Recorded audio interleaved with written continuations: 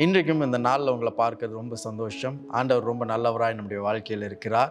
இந்த நாளும் ஒரு நல்ல நாள். அவரை துதிக்க, நன்றி செலுத்த தேவன் நம்முடைய வாழ்க்கையில் கொடுத்துருக்கிற புதிய நாள். புதிய நாளில் எல்லாவற்றையும் தேவன் புதிதாக மாற்றுவார், புதிய கிருபைகளை தருவார். இந்த நாளிலும் தேவனை துதிப்பதற்கும் நன்றி சொல்லுவதற்கும் உங்களுக்கும் எனக்கும் ஆண்டவர் கொடுத்திருக்கிற ஜீவனுக்காய் அவரை துதிப்போம். சங்கீதம் 112 அதிகாரம் 7 வசனத்தில் இப்படி படிக்கிறோம். துர்ச்செய்தியை கேட்டதினால் பயப்படான், அவன் இருதயம் கர்த்தரை நம்பி திடனாய் இருக்கும். பொதுவாகவே நம்முடைய வாழ்க்கையில் ஏதாவது காரியங்களை, பிரச்சனைகளை, சூழ்நிலைகளை நம்ம எதிர்கொள்ளும் பொழுது நம்ம ஒரு கேள்வி கேட்போம். ஏன் அப்படின்ற கேள்வியை தேவனிடத்திலேயே நம்ம கேட்போம்.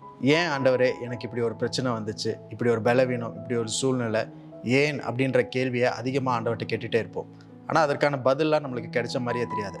ஒருவேளை ஆண்டவர் ஏன் என்ற கேள்விக்கு பதில் அளிச்சிட்டார், உங்களுக்காக பதிலை சொல்லிட்டார் அப்படின்னாலும் அந்த பதில் உங்கள் வாழ்க்கையில் எதையும் மாற்ற போகிறதில்ல. சூழ்நிலைகள் ஏற்படுத்தின தாக்கங்கள் உங்களோடைய தங்கி இருக்கும். உங்கள் கேள்விக்கு ஆண்டவர் பதில் கொடுத்தாலுமே அந்த சூழ்நிலையினுடைய தாக்கமும் அதில் வந்த விளைவுகளும் ஒரு நாளும் நம்மை விட்டு மாறாது, நம்முடைய மனதிலேயே தங்கி இருக்கும். நம்ம தேவனிடத்தில் ஏன் அப்படின்னு கேட்கும் பொழுது உண்மையாலுமே நம்ம என்ன கேட்கிறோம் அப்படின்னா, ஆண்டவரே நீங்கள் என்னை நேசிக்கிறீங்களா, என் மேலே அன்பாக இருக்கிறீங்களா, என் கூடவே இருக்கிறீங்களா, இல்லை என்னை கைவிட்டுட்டீங்களா, நீங்கள் சொன்னதெல்லாம் மறந்துட்டீங்களா, என்னை தனிமையில் விட்டுட்டீங்களா அப்படின்ற பல கேள்விகளை நம்ம கேட்கிறதாக அர்த்தமாக இருக்கிறது. இந்த உலகத்தில் யார் மேலேனாலும் நம்ம சந்தேகப்படலாம், அவங்க மேலே இருக்கிற நம்பிக்கை நம்மளுக்கு அற்றுப்போகலாம். ஆனால் தேவனை நாம் சந்தேகப்பட முடியாது, அவர் மேலே இருக்கிற நம்பிக்கையை நம்ம இழக்க முடியாது. ஏனென்றால் அவர் நம்மை படைத்த தேவனாக இருக்கிறார், நம்முடைய சர்வ சிருஷ்டியாக இருக்கிறார். But we can do one thing. ஆனால் நாம் ஒரு காரியத்தை செய்ய முடியும்.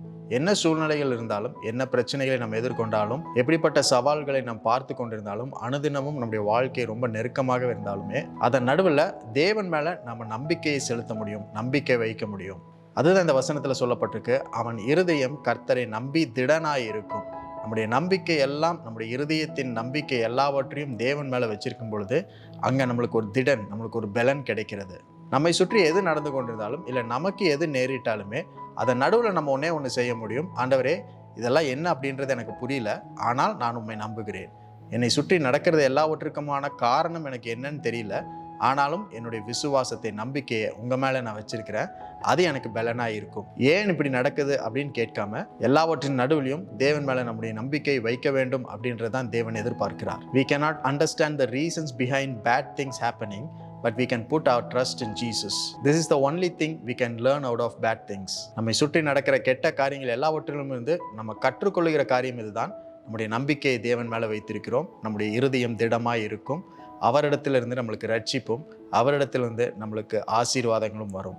இன்றைக்கும் ஒரு வேளை நெருக்கத்தின் நடுவில் சூழ்நிலைகள், பிரச்சனைகள், பலவீனங்கள், வியாதிகள், இதன் நடுவில் நீங்கள் இருந்தீங்கன்னா ஏன் என்று ஆண்டவர்கிட்ட கேட்க வேண்டாம். அதன் நடுவில், ஆண்டவரே உண்மை நான் நம்பி இருக்கிறேன், என்னுடைய இருதயத்தின் நம்பிக்கையெல்லாம் உங்கள் மேலே வச்சிருக்கிறேன், என்னுடைய விசுவாசத்தை உங்கள் மேலே வச்சிருக்கிறேன், நீர் செய்கிறதை நான் பார்க்க போகிறேன், நீர் எனக்காக ஆயத்தம் பண்ணியிருக்கிறதே என்னுடைய கண்கள் காணும் அப்படின்றத நீங்கள் சொல்லும் பொழுது, உங்களுடைய மனதில் நீங்கள் அதை எழுதி வைத்துக் கொள்ளும் பொழுது கண்டிப்பாக தேவன் உங்கள் வாழ்க்கையில் வச்சிருக்கிற திட்டங்களையும் நோக்கங்களையும் நீங்கள் சீக்கிரம் பார்க்க முடியும். இன்றைக்கும் அப்படிப்பட்ட தேவ நோக்கம் நிறைவேறுகிற ஒரு நல்ல நாளாக இருக்குது. அதற்காக ஆண்டவருக்கு நன்றி செலுத்துங்க.